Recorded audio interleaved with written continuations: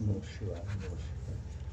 वंशस्तुवृत्तम् उपेन्द्र वज्राचरणेषु सन्ति चेदुपान्त्यवर्णा लघवकृता सदा यदा सदा नतिभ्राजित भारतीरते वदन्ति वंशस्तमिदं बुधास्तदा। तो कहते हैं उपेन्द्र वज्राचरणेषु। उपेन्द्र वज्रा छंद का उदाहरण और लक्षण पहले कल बताया जा चुका है। तो उपेन्द्र वज्रा छंद के सभी चरणों में चेत माने यदि, उपांत्य वर्णा अंतिम के समीप वाले वर्ण को उपांत्य बोलते हैं। अंतिम चरण का जो अंतिम अक्षर है ना, उससे पहला, अंतिम से पहला उपांत्य। उपांत्य माने उप माने समीप, अंतिम के समीप वाला जो वर्ण है वो यदि सभी लघु हो सभी चरणों में, उपांत्य वर्ण लघवो कृता यदा, यदि वो लघु हो तो। अब देखिए उपेन्द्र वज्रा का आप देख लीजिए। उपेन्द्र वज्रा प्रथमे लघु सा, लघु ये दीर्घ है यहाँ पर, है ना। अब इसमें 1 2 3 4 5 6 7 8 9 10 11 ये हो गए। अच्छा अब यहाँ पर क्या है, ये लघु हो जाएगा। क्या हो जाएगा? लघु हो जाएगा, लघव। ये उपेन्द्र वज्रा है ना, 9 10 11 ये मतलब जो वो लघु है। उपेन्द्र वज्रा जो छंद है, हाँ, उसका उसके अंतिम अक्षर के समीप वाले को लघु कर दो। माने प्रथम चरण का ही, नहीं सभी चरणों में। हाँ, चरण बहुवचन है ना, सभी चरणों में जो अंतिम के समीप वाला वर्ण है, चरण के अंतिम में जो शब्द है उसके समीप वाला जो वर्ण है वो लघु यदि है, हैं तो वह जो है बुधा माने उस विद्वज्जन, तदा माने उस समय, इदम वंशस्थम वदंती, इस छंद को वंशस्थ छंद कहते हैं। ये संबोधन है।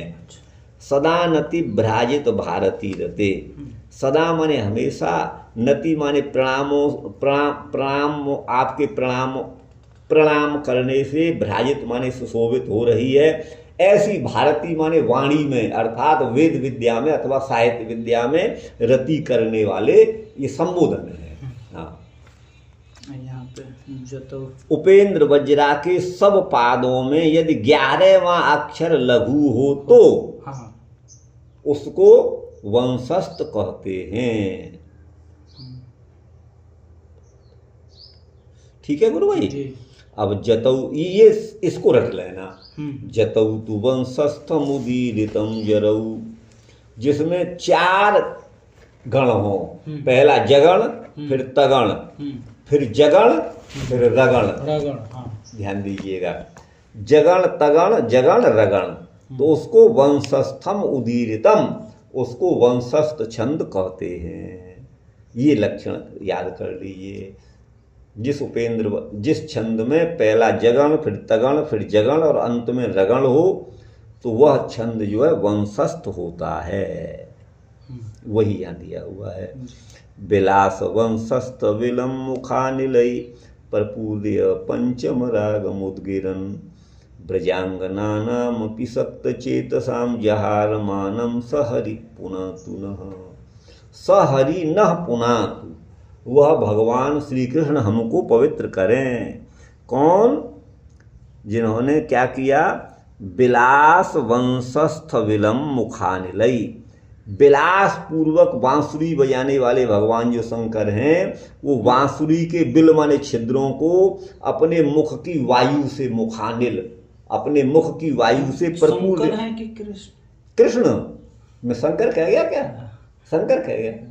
अच्छा है ना, जो वंश के विलों को माने बांसुरी में जो छिद्र हैं उनको अपनी मुखानिल माने मुख की वायु से भरते हुए जो भगवान श्री कृष्णचंद्र हैं, और जो पंचम राग को गाते हैं, उद्गिरन प्रकट करते हैं अपनी बांसुरी से, पंचम राग की तान छेड़ने वाले जो श्री कृष्ण हैं, उसके द्वारा जो भगवान ब्रजांगनाओं के भी, ब्रजांगनानामपि सक्त चेतसाम, जिनका चित्त लगा हुआ है, ऐसी ब्रजांगनाओं के मान को भी जिन्होंने भंग किया, सह हरि न पुनातु, वह गोविंद हमें पवित्र करें।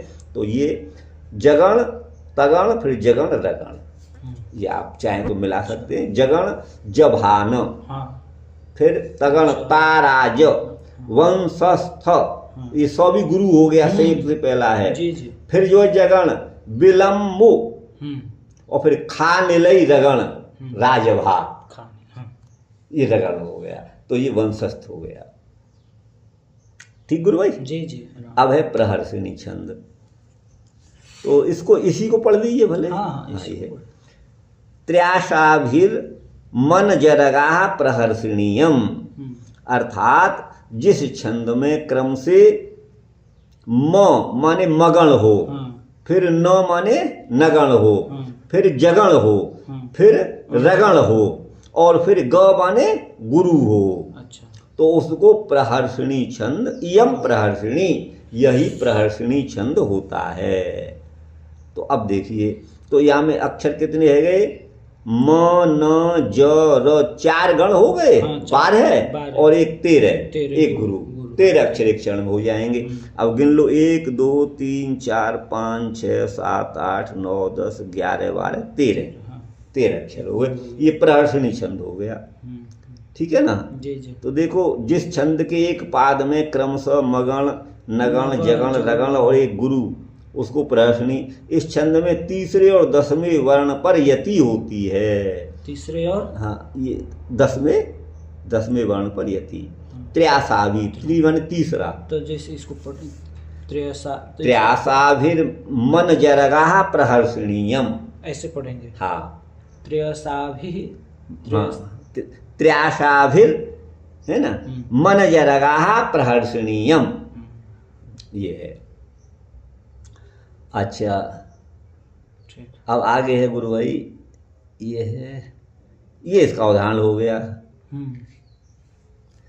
श्रीनाथे सुरवर पूजितांग्रि पद में इस तरह से है। कामारे प्रियतम आर्तलोक बंधु सर्वस्वे विषय वितृष्ण मानसानाम संसारे मतिरभवत प्रहर्षिणी। इसका अर्थ करें, श्रीनाथे, श्री माने लक्ष्मी के नाथ पति भगवान जो श्री कृष्ण हैं, सुरवर पूजित अंघ्रि पद में, अंघ्रि चरण को कहते हैं, जिनके चरण कमल सुरवरों के द्वारा, श्रेष्ठ देवताओं के द्वारा पूजित हैं। और जो कामारे है प्रियतम, कामारी कौन है? भगवान शंकर, उनके प्रियतम है श्री कृष्ण। आर्तलोक बंधु, आर्त माने तापत्रय से पीड़ित लोक के एकमात्र जो बंधु हैं, ठीक है ना।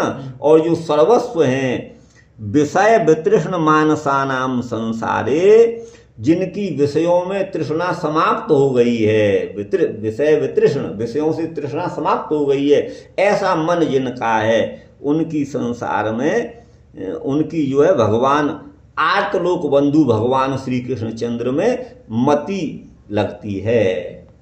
नहीं आया? ये इसका अर्थ हो गया।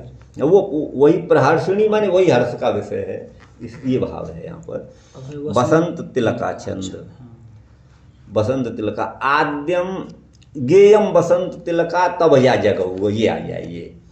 गेयम माने जानना चाहिए, बसंत तिलक नाम का छंद, जिसमें तगण भगण जगण जगण और गुरु और फिर गुरु।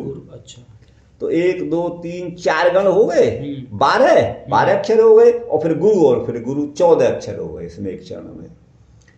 देखो, निंदन्तु नीति निपुणा यदि वास्तुवन्तु, 14 हो जाएंगे।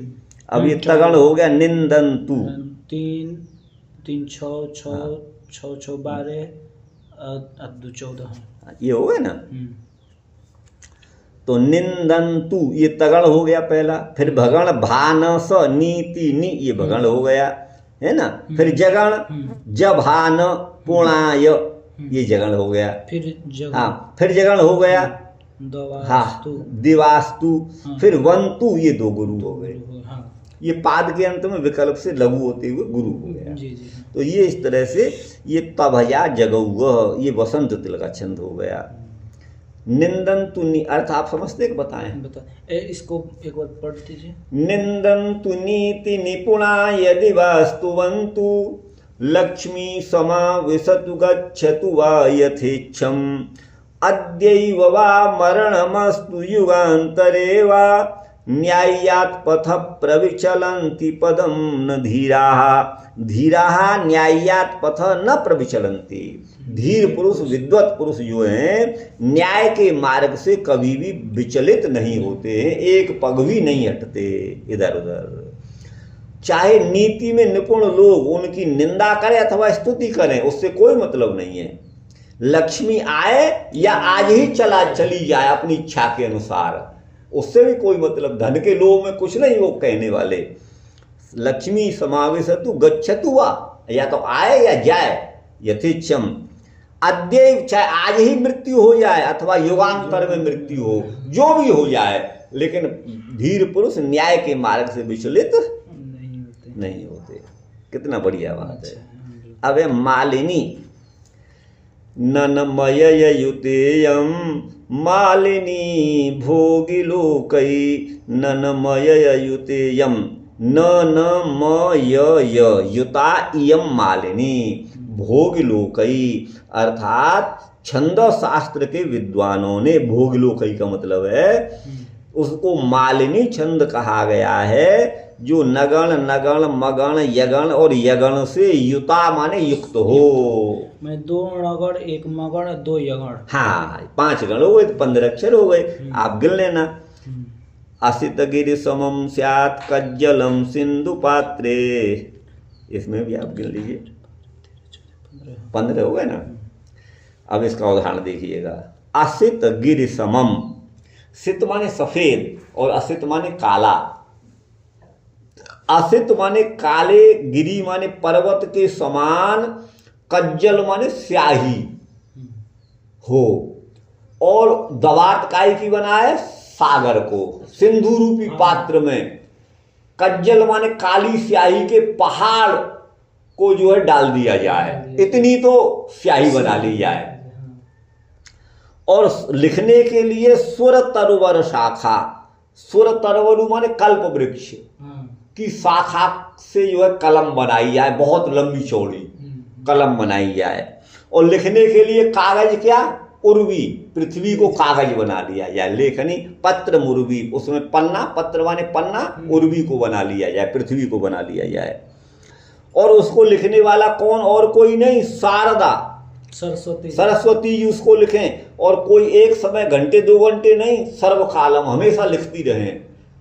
लिखत यदि गृहीत्वा, उस कलम को, दवात को और कागज को, पृथ्वी रूप कागज को और जो है कल्प वृक्ष से बनी हुई शाखा की जो है कलम को हाथ में लेकर के, और जो है पृथ्वी रूपी पन्ने पर और सागर रूपी दवात में और काली काली स्याही के पहाड़ों को डाल करके स्याही बनाई जाए, तब उसमें बोर बोर के सरस्वती हमेशा निरंतर लिखती रहें।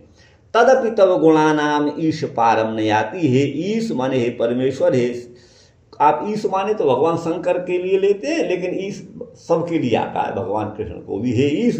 तो भी वो शारदा आपके गुणों के पार नहीं जा सकती, आपके इतने गुण हैं। ये जो था ये बहुत सुंदर था, ये जो श्लोक था। अब आप आगे आइए। हरिणी, न समरसलाग षड्वेदैर् हयैर् हरिणी मता, न समरसलाग षड्वेदैर् हयैर् हरिणी मता, विरमत बुधायो। अब देखिए इसका वो छंद दे दिया, इसको मैं बढ़िया नहीं गा पाता हूँ। विरमत बुधा योषित संगात सुखात क्षण भंगुरात, कैसा भाव है आप देखिएगा। ये तो आप समझ गए होंगे, जिसमें सगण है ना, देखिए इसमें पहले से नगण सगण मगण रगण सगण, फिर लघु और गुरु, अच्छा ये है, ये क्रम हो गया। तो वो जो है ये हरिणी छंद हो जाएगा। 17, हाँ वो हो गया। अच्छा वही है षड्वेदैर् हयैर्, षड माने 6 पर, यहाँ यति दे रहे हैं। हाँ षड माने 6 पर यति हो, और वेद माने 4, फिर 4 पर, और फिर हय, हय माने घोड़े, घोड़े कितने हैं 7। हाँ, कौन के, सूर्य भगवान के, हाँ। सूर्य के 7 घोड़े हैं। तो अब जैसे इसको पढ़ना है, हाँ।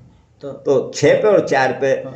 विरमत बुधा योषित संगात, सुखात क्षण भंगुरात, योषित संगात विरमत बुधा, देखिए पहले 6 पे, विरमत बुधा योषित संगात, 4 हो गए ये। हाँ। सुखात क्षण भंगुरात, ये 7 अक्षर हो गए। ये है यति का, इसमें किसी में दिया हुआ है। कुरुत करना मैत्री, अब देखिए यहाँ भी कुरुत और क ये 4 लेंगे तब होगा। 6 पहले 6 लेना है। हाँ पहले 6 लेंगे, हाँ 6 लेंगे। कुरुत करुणा यहाँ हो गया, लेकिन करुणा से मैत्री अलग हो जाएगा, हो जाएगा ना, तो ये अलग हो जाएगा। पहले 4 6 फिर 4, ये प्रज्ञा मैत्री और प्रज्ञा एक में आ जाएगा। फिर बधूजन संगमम, ये है। न खलु नरके हाराक्रांतम घनस्तन मंडलम, शरणम अथवा श्रोणी बिंबम रणन मणि मेखलम। इसको राग में कैसे गाएंगे थोड़ा? इसको तो मैं भी नहीं गा पाऊंगा, आपको बताऊं हरिणी को। विरमत बुधा योषित संगात सुखात क्षण भंगुरात, इस तरह से ऐसे ही ऐसे बोला जाएगा। तो अब यहाँ पर ये कोई कह रहा है कि हे बुधा माने विद्वज्जनों, योषित संगात माने नारी के संग को छोड़ दो, विराम ले लो, जो नारी का सेवन किया अब बंद करो। ये तो सुख जो है क्षण भंगुर है, उससे अब विराम ले लेना चाहिए। कुरुत करुणा मैत्री, है ना, करुणा और मैत्री आपको करनी है तो किससे करो? प्रज्ञा बधू जन संगमम, प्रज्ञा रूपी बधू माने बुद्धि रूपी बधू है जिनकी है, अपनी स्त्री से संपर्क मत करो, वो तो क्षण भंगुर सुख है। लेकिन बुद्धि रूपी प्रज्ञा रूपी जो बधू है जिनकी, ऐसे जन माने मनुष्यों का संग करो, माने बुद्धि ही जिनकी स्त्री है, अर्थात बुद्धि जिनके अनुसार चलने वाली है, ऐसे महापुरुषों का संग करो, अर्थात बुद्धिमान पुरुषों का संग करो। ये है प्रज्ञा रूपी बधू जिनकी है, ऐसे जनों का संग करो। और योषित संग से विरमत माने विराम ले लो, ये भाव है। न खलु नर के हाराक्रांतम घनस्तन मंडलम, नारी का घन माने सघन जो स्तन मंडल है, जो हाराक्रांतम जिस पर हार वो पहने हुई है ना, वो नरक में शरण माने रक्षक नहीं हो सकता, नरक में जाने से नहीं बचा सकता। शरण के 2 अर्थ हैं, शरणम गृह रक्षित्रो अमरकोश में, एक तो शरण माने घर और दूसरा रक्षक, शरण माने रक्षक, तो वो नरक में जाने से रक्षा नहीं कर सकता। आपको बता दें श्रोणी बिंबम, श्रोणी बिंब कहते हैं इसको, ये यहाँ कैसे है, कैसा श्रोणी बिंब है? रणन मणि मेखलम, मणि निर्मित मेखला माने करधनी जिस पर शब्द कर रही है। औरतें यहाँ कमर में करधनी पहनती, उसमें छोटे छोटे घुंघरू भी लगे होते हैं, वो रणन माने शब्द करते हैं। तो वो जो है आपको नरक से नहीं बचा सकती, इसलिए उसको आप छोड़ दो, ये भाव है। यहाँ पर शिखरणी छंद है गुरु भाई, अब देखिए शिखरणी छंद है। रसई रुद्रैश्चिन्ना यमन सभलाग शिखरिणी, महिम न पारन्ते परम विदुषो यद्य सदृशी, मुदा वेद्याभ्यासं विददभिमानेन रहितो, गुरुपादाम्भोऽयं शिरसि निददत् पुष्पसदृशं, न हि व्यर्थं कालं निजमपि नयन्नि सदयया, चिरंजीव छात्र त्वमनिशम संशयमिह सुखी। ये किसी छात्र को शिक्षा दे रहे हैं आचार्य।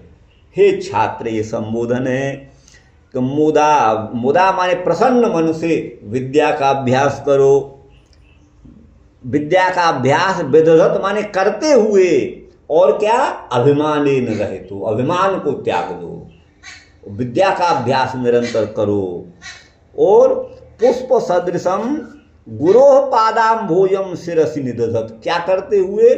पुष्प सदृश गुरु जी के चरण कमल को अपने सिर पर धारण करते हुए, अर्थात उनकी आज्ञा का पालन अथवा उनकी सेवा, उनकी चरण वंदना करते हुए तुम प्रसन्नता पूर्वक विद्या का अभ्यास करो। नहीं व्यर्थम कालम नियमपि नयन ईश दया, परमात्मा की कृपा से अपने निज काल माने समय तो हमारा है, अरे कर लेंगे, ये मत सोचो। भले काल तुम्हारा है, नियमपि तुम्हारा ही है समय, सबका ही है समय, लेकिन उसको व्यर्थ मत जाने दो।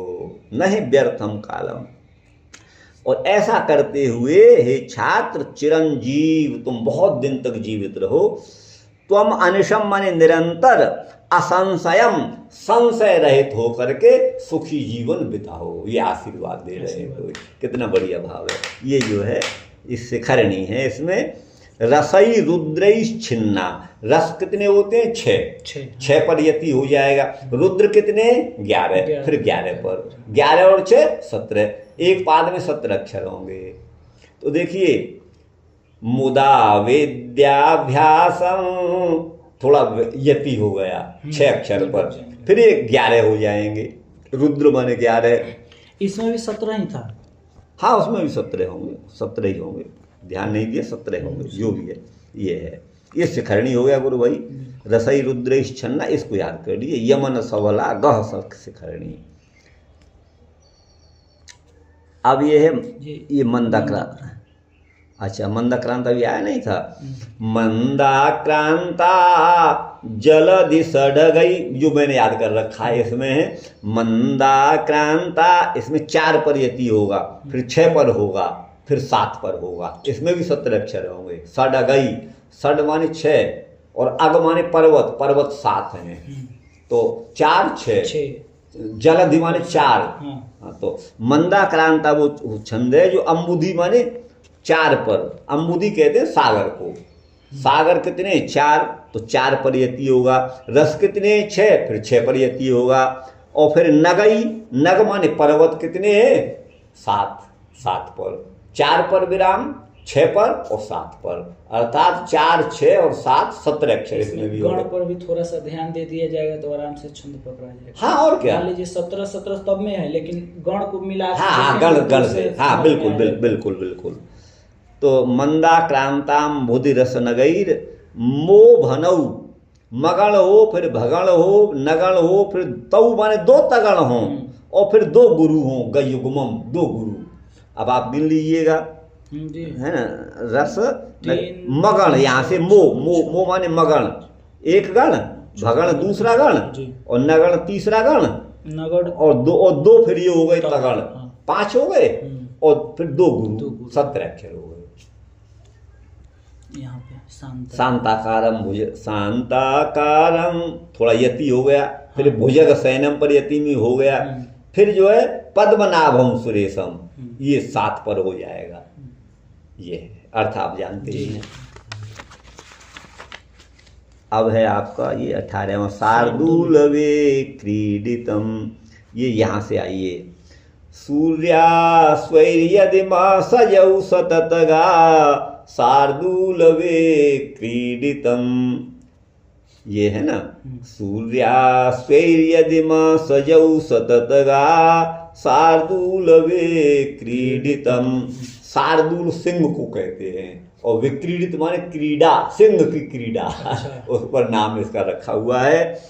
तो सूर्यास्वई, सूर्य के कितने घोड़े हैं गुरु भाई? 7। पहले सूर्य यहाँ से नहीं, सूर्य ही ले लिए हैं। तो यहाँ अंत में 1 गुरु हो, ये दे दिया है। सूर्य माने 12 है। अच्छा, 12 महीने के 12 सूर्य होते हैं, द्वादश आदित्य। रुद्र 11 है, वसु अष्ट हैं। तो यहाँ पर सूर्य कितने हैं? 12 है, और अश्व उसके घोड़े 7। तो 12 और 7 पर यति हो, तो 19 अक्षर हो गई, सीधी सी बात है। तो अब आप देख लीजिएगा इसमें, सूर्यास्वैर्य मह माने मगण हो गया, सगण जगण, फिर सगण, फिर तगण, फिर तगण, फिर गुरु। ये शार्दूल विक्रीडित हो गया, आप देख लीजिएगा। ठीक है ना जी इसका भाई। 6 × 18 और 1 19, हम्म तो ये शार्दुल विपरीत हो गया, 19 अक्षर हो गए यहाँ पर। अब इसका छंद ये देखिए, नान्योद्योगवता न चा प्रवसता नात्मानमोत्कर्षता नालस्योपहतेन नाव्य मनसा नान्य मनसा नाचार्य वेद्वेषिणा लज्जाशील विलास सुंदर मुखी। विलास होना चाहिए, ल पर आ का डंडा लगाइए। लज्जाशील विलास सुंदर मुखीं सीमंतिनीं निच्छता लोक ख्यातिकर सतामभिमतो विद्या गुण प्राप्यते। विद्या रूपी गुण कौन पा सकता है विद्या को, ये उपाय बता दिया यहाँ पर। कितनी बढ़िया बात आपको बता रहे हैं, देखिएगा। नान्योद्योग बता, पढ़ भी रहे हैं, दूसरा कोई धंधा भी कर रहे हैं, तो वो नहीं विद्या को पा सकता है, पूरी विद्या को नहीं पा सकता है, वो तो अधूरा ही रह जाएगा। न अन्य उद्योग बता, जो अन्य उद्योग में लगा हुआ है वो भी नहीं। न च अप्रवसता, न चा जो घर पर ही पड़ा हुआ है, विद्या तो घर से बाहर जा करके, जन्मभूमि से बाहर जा, इसीलिए तो गुरुकुल में जाते थे। नात्मान मुत्कर्षता, है ना, और जो अपने को बहुत बड़ा मान लिया जिसने, वो नहीं कभी पढ़ पाएगा। मैं तो हूं बहुत बड़ा, वो नहीं पढ़ पाएगा।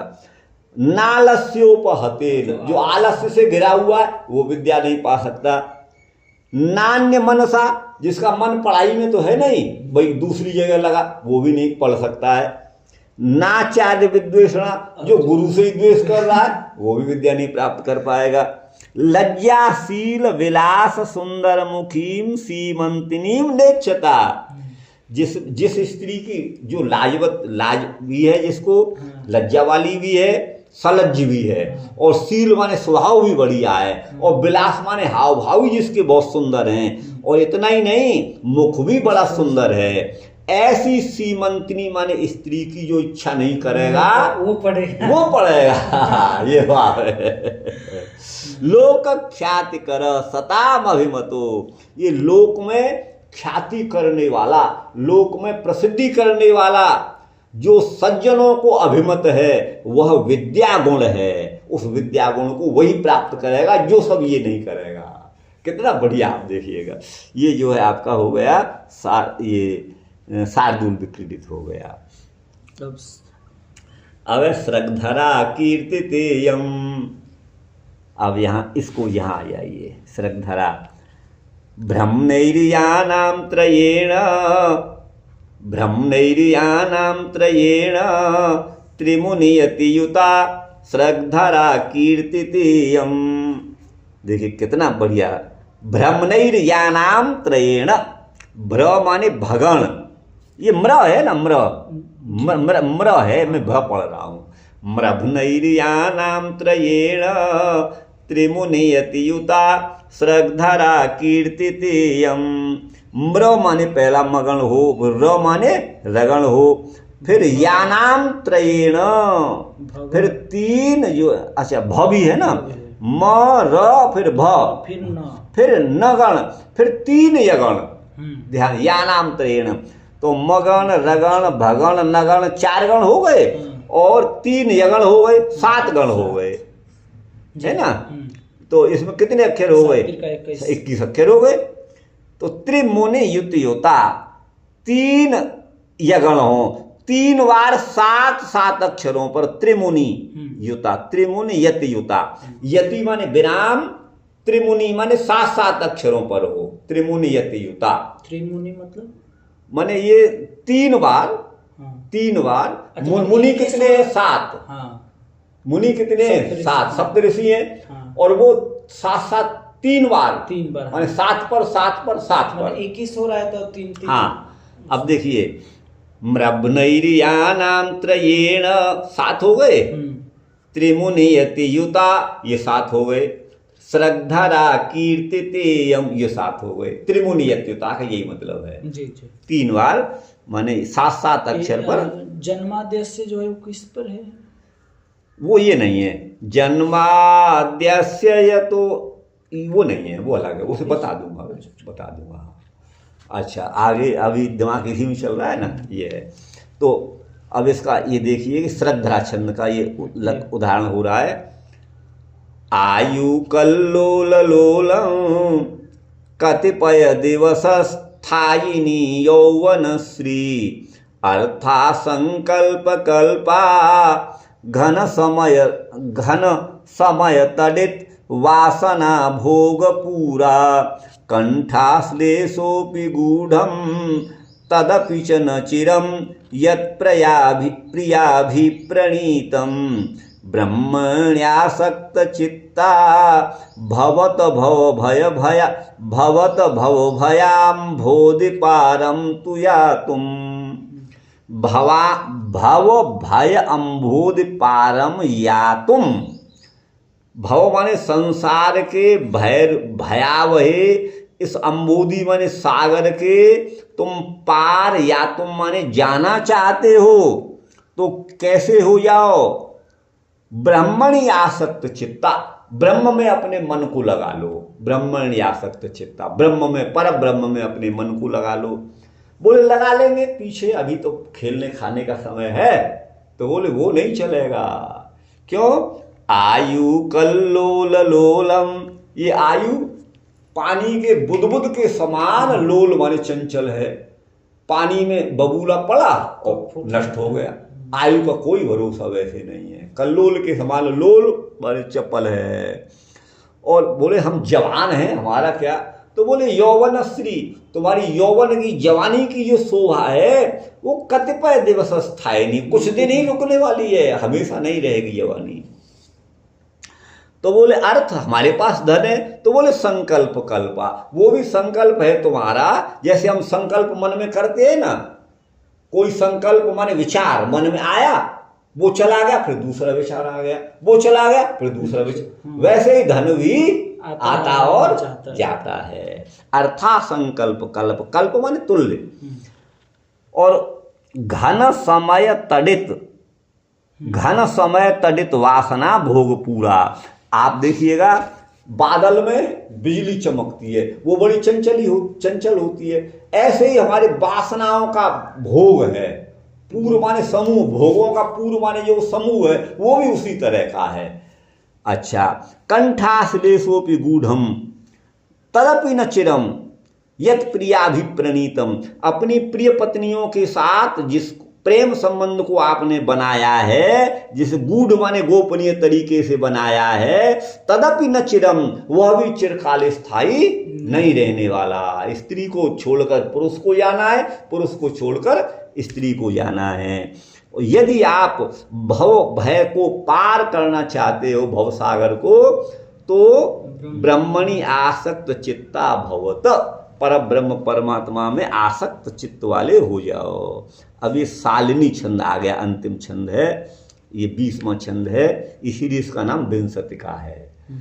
तो देखिए, इसका नहीं दे रहे, इसका कुछ दिया नहीं है, खाली छोटा वर्ग ये हे जिज्ञासु यत्र षष्ठ तद्वत। अच्छा, ये दिया हुआ है जिस छंद में छठवां नौवां अक्षर ह्रस्व हो, 4 तथा 7 अक्षरों पर विराम हो, उस छंद के जानने वाले सालिनी कहते हैं। जो जिसमें विराम 4 अक्षरों पर, 4 और 7 अक्षरों पर विराम हो। ह्रस्व वर्णो जायते यत्र षष्ठो, है ना?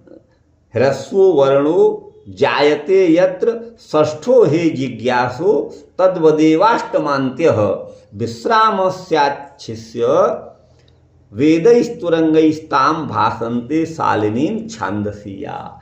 छांदसिया माने छंद विज्ञान के जो मर्मज्ञ हैं, उस छंद को सालिनी नाम से भासन्ते माने कहते हैं, ताम माने उसको, है ना? यहाँ पर वेदई माने 4 पर, और तुरंग माने घोड़े 7, 4 और 7 पर यति हो, हे शिष्य, है ना? जहाँ पर विश्राम माने यति, यति माने विश्राम, यहाँ पर 4 पर 7 हो। तो ह्रस्व वर्णो जायते यत्र षष्ठो, जिसमें छठवां जो वर्ण है वो ह्रस्व हो।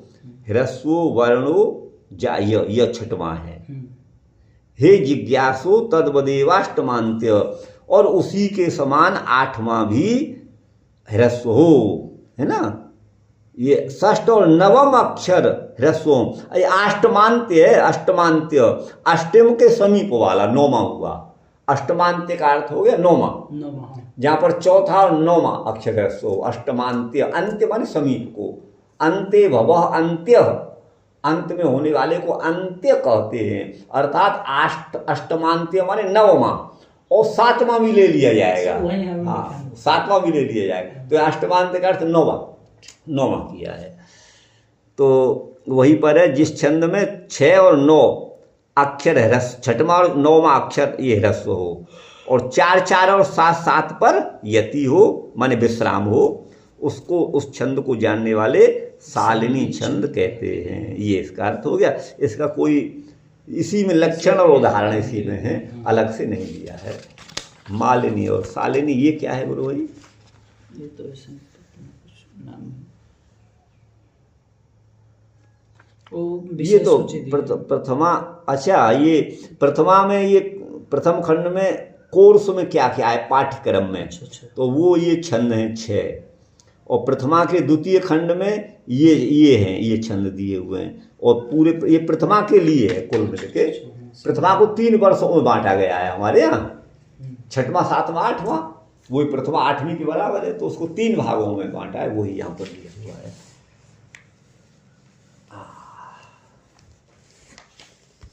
अच्छा, छठा, सातवां, आठवीं क्लास का है। हाँ।